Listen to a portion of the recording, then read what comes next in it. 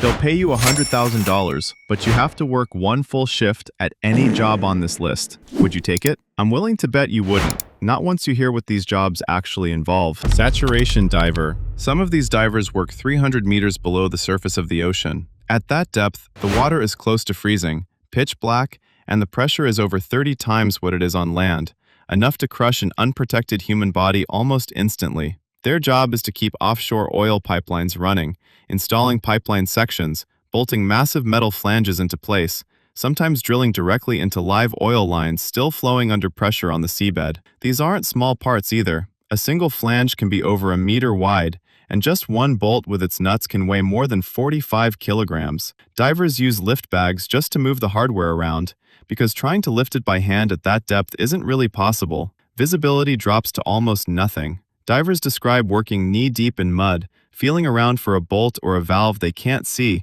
until their hand actually bumps into it. Sometimes they bump into something they shouldn't, one of their dive partners, and sometimes their partner doesn't even mind. To survive down there for more than a few minutes, divers don't dive and surface like normal scuba diving. They get sealed inside a pressurized chamber on the ship, roughly 6 meters long, with 2 bunks stacked on each side and barely a walkway between them. The air pressure inside gets raised to match the ocean floor, and once that happens, nobody opens that hatch again until the entire job is done, sometimes 28 days later. I think you've probably got one very important question right now. What happens if someone farts in there? That smell would hit like actual poison. You'd probably just get thrown straight into the ocean afterward. I'd love to go into much more detail about this, but I'm afraid you'd close the video. Twice a day, a diving bell locks onto the chamber, drops a team straight down to the seafloor, and they work in the cold and the dark for up to 6 hours at a time. Then the bell pulls them back up, locks back onto the chamber,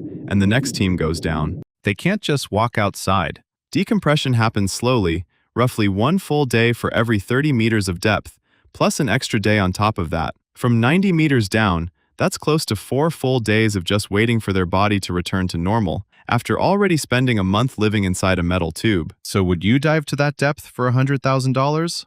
Alright, learn all your options first. I got carried away with this one, I know. But by the end of this video, a guy is literally diving into shit. So stick around, please. Cobalt mining in Congo. The metal that powers your phone, your laptop, and most electric cars often starts in a hole in the ground in the Democratic Republic of Congo, dug entirely by hand. Miners cut narrow shafts straight down into the earth, sometimes only 60 centimeters wide, barely enough space to move your shoulders. There are no support beams and no concrete lining, just packed dirt held up by nothing but the fact that it hasn't given way yet. Getting down means climbing ropes or handmade ladders, sometimes 50 meters into total darkness, with a small light strapped to the head as the only source of visibility. The deeper the shaft goes, the harder it becomes to breathe, since nothing is pumping fresh air that far underground. Tunnel collapses happen often. When they do, rescue is rarely possible, because the same loose dirt that just caved in makes digging someone out too dangerous to attempt. So the other miners move to a different shaft and keep working. Now you know how most of the world's cobalt actually gets mined, and honestly, I don't get why there aren't way more people working down there. Seems like they could easily fit a few hundred more. Skyscraper window cleaner. On the world's tallest buildings, window cleaning is handled by massive robotic platforms bolted to steel rails running down the entire face of the building, built specifically because doing this job by hand at that height stopped being survivable decades ago. Someone still has to operate those machines and climb out to repair them when they jam, hundreds of meters above the ground. On more ordinary skyscrapers, 20 or 30 stories tall, the job is still done the traditional way. A worker sits on a plank barely wider than a skateboard, hanging off the side of the building on a single rope. Climbing that high all day gets boring, so they peek into people's windows on the way up, and honestly, it's actually pretty interesting. At that height, wind doesn't just blow past, it can swing the entire platform sideways hard enough to slam a person straight into the glass they're trying to clean. At least the window gets cleaned either way. Manual scavenging. In parts of India and Bangladesh, sewer blockages still get cleared entirely by hand, with no suit, no mask, and often no safety equipment of any kind. A worker wades into raw sewage, sometimes waist deep, sometimes higher, takes a breath, and goes under head first to clear the blockage, using nothing but their hands. Some workers say they drink alcohol beforehand, just to get their body to stop rejecting the work long enough to finish it, which, in my professional opinion, is completely inappropriate. No drinking at work. This isn't a rare or isolated task. It's still one of the main ways entire neighborhoods keep from flooding with their own waste. Sulfur Miner. At the Ijen volcano in Indonesia, raw sulfur forms naturally around the rim of an active crater, right beside a lake of acid strong enough to dissolve metal. Miners climb directly into that crater and break the sulfur off by hand, piece by piece, while volcanic gas leaks constantly from cracks in the ground around them. On bad days, the gas gets thick enough to cut visibility down to a few meters, and it burns the throat and eyes on contact. Most miners work with only a wet cloth tied over their mouth, since that's genuinely all the protection most of them can afford. Once they've broken off close to 80 kilograms of sulfur, they load it into 2 baskets, balance them across a bamboo pole, and carry the full weight out of the crater on foot. And somehow, that's still not the worst part of their commute, since most of them still have miles left to walk after that, just to reach a place to sell it.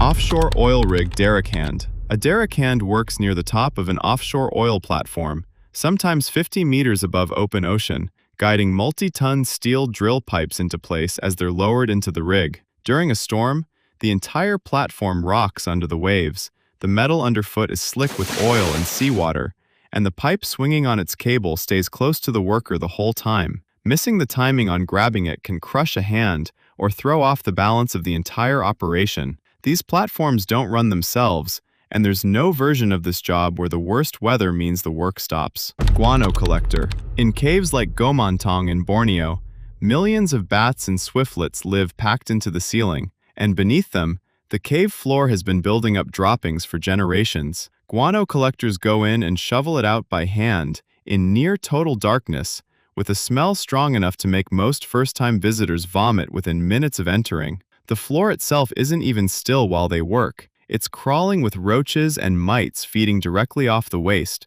so every step sinks slightly, and every shovel scoop comes with something moving underneath it. Guano actually gets collected on purpose because it's valuable as fertilizer, which means this entire process happens repeatedly because someone genuinely needs it. Wind turbine technician.